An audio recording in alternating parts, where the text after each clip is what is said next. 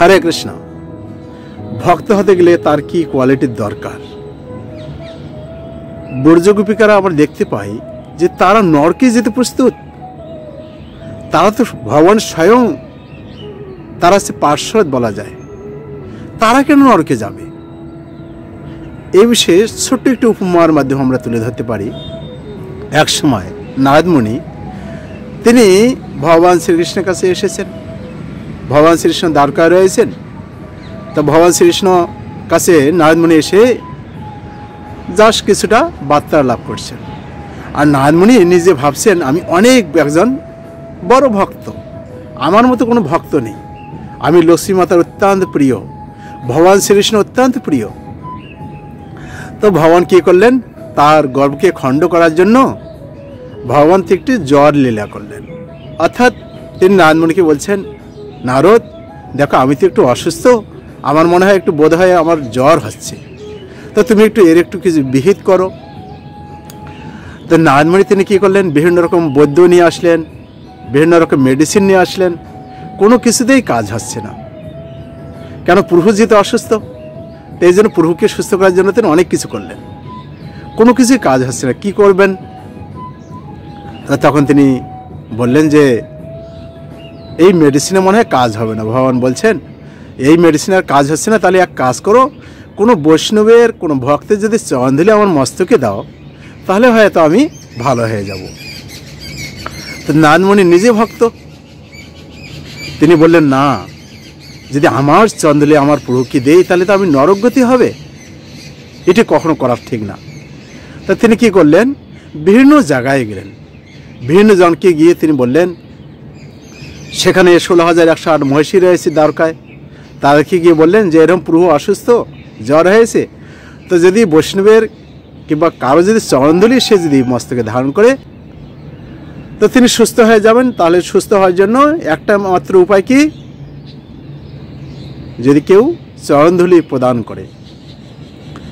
তো মহাশিরা বলছেন না না না, নারদ মুনি বলছে যে আপনাদের চরণধুলি তাহলে দেন, তাহলে প্রভু সুস্থ হয়ে যাবে। তো নারদ মুনির কথা শুনে মহর্ষি অত্যন্ত হতচকিত হয়ে গেছে। আরে নারদ তুমি কি বলছো, সে তো আমার প্রভু, আমার চরণধুলি প্রভুর মাথায়, না কখনো সম্ভব না। নারদ মুনি অনেক অনেক জায়গা ঘুরলেন, কেউ দিতে রাজি হলো না। অন্তিমে প্রভুর কাছে এসে বলছেন, প্রভু আমি চরণধুলি তো কোথাও পেলাম না, কি করা যায়, আপনি কীভাবে সুস্থ হবেন? বলছে না, তুমি এক কাজ করো, তুমি বৃন্দাবনে যাও। তো বৃন্দাবনে তিনি গিয়েছেন।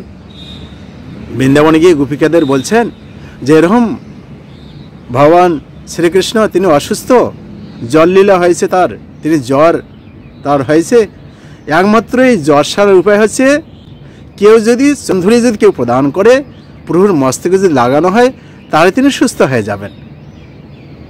তো গোপিকারা সবাই একে অপরকে বলা বলেছে, এই চলে এসো তাড়াতাড়ি, ঠিক আছে নারদ মুনি তুমি তোমার উত্তরী দাও।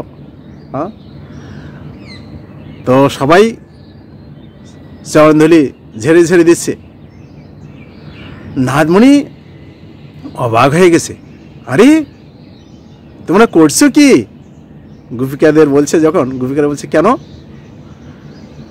তোমাদের কি কখনো স্মরণ আছে যে তোমাদের চরণধুলি যে প্রভু যদি মাথায় লাগায় তাহলে তোমার কোথায় গতি হবে? তোমাদের নরকেও গতি হবে না। গোপিকারা বলছেন যে আমাদের চরণধুলি পেয়ে যদি প্রভু সুস্থ হয় আর আমাদের যদি নরকে যাই, কি আছে তাতে, আমরা নরকে যাই যাব, কিন্তু আমরা চাই আমাদের প্রভু সুস্থ হোক। আমাদের চরণধুলি নিয়ে আসে, প্রভু মস্তকে ধারণ করেন এবং নারদ মুনিকে বলেন যে দেখো সবচেয়ে কে প্রকৃত ভক্ত, বুঝতে পারছো তো? তো ভক্ত হতে গেলে কি, নিজে দৈহিক কোনো চিন্তা করা যাবে না, প্রভু কীভাবে সুস্থ হন, প্রভুর কীভাবে তিনি সুখী হবেন, অর্থাৎ প্রভু কেন্দ্রিক জীবনযাপন করতে হবে। তাহলেই ভক্তের প্রভুকে যদি খুশি করতে পারি তবেই আমাদের জীবন সার্থক হতে পারে। আরেকটি বিষয় আমরা দেখতে পাই যে মহাপ্রভু যখন তিনি গম্ভীরাতে ছিলেন তখন গোবিন্দ তিনি মহাপ্রভুর সেবা করতেন। তো মহাপ্রভু যখন সেবা করতেন, একদিন কি হলো, মহাপ্রভু শুয়ে আছেন, অর্থাৎ তিনি নিদ্রা ভান করে তিনি শুয়ে আছেন। তো প্রভু সেবা করার জন্য গোবিন্দ আসবেন। তো প্রভু দরজার কাছে এমনভাবে আড়াআড়িভাবে শুয়ে আছেন, গোবিন্দ আর ভিতর প্রবেশ করতে পারছে না। তিনি তখন কী করলেন, নিজের উত্তরি দিয়ে প্রভুর গায়ে একটু আচ্ছাদন করে তিনি টপকিয়ে ওই পাশে গিয়ে মহাপ্রভুর পদসেবা করছিলেন। তো যখন মহাপ্রভু পদসেবা করছেন, অনেক সময় হয়ে গেছে, তো প্রভু আর উঠছেন না। তো এক সময় অনেক সময় হয়ে যাওয়ার পরে প্রভু উঠে জিজ্ঞাসা করছেন, গোবিন্দ তুমি কি খেতে যাওনি? যে না না প্রভু, আমি খেতে যাব কিভাবে, আপনি তো শুয়ে আছেন। যে কেন, তুমি যেভাবে এসেছিলে সেইভাবে যেতে। তো গোবিন্দ বলছে, না প্রভু, এটা কীভাবে সম্ভব হয়? প্রভুর সেবা করার জন্য আমি এসেছিলাম, যার জন্য, যেহেতু প্রভুর সেবা, যার জন্য আমি এভাবে এসেছিলাম। কিন্তু নিজের উদরপূর্তি করার জন্য আমি আপনাকে ডিঙ্গিয়ে কীভাবে যেতে পারি? অর্থাৎ নিজের সেবার জন্য সেটি না করে প্রভুর মন কীভাবে তুষ্ট হয়, তিনি কীভাবে শান্তি পান, কীভাবে ভগবানকে আমরা খুশি করতে পারি, সেটাই ভক্তের মনোভাব হওয়া উচিত। আমরা দুটি লীলার মাধ্যমে আমরা এই শিক্ষা আমরা পেতে পারি। তা আমাদেরও ভগবানের সেবা করা, নিজের সেবা না করে ভগবানের কীভাবে খুশি হবেন, সেটাই আমাদের একমাত্র, আমাদের প্রভু কীভাবে খুশি হবেন সেটাই আমাদের একমাত্র কাম্য হওয়া উচিত।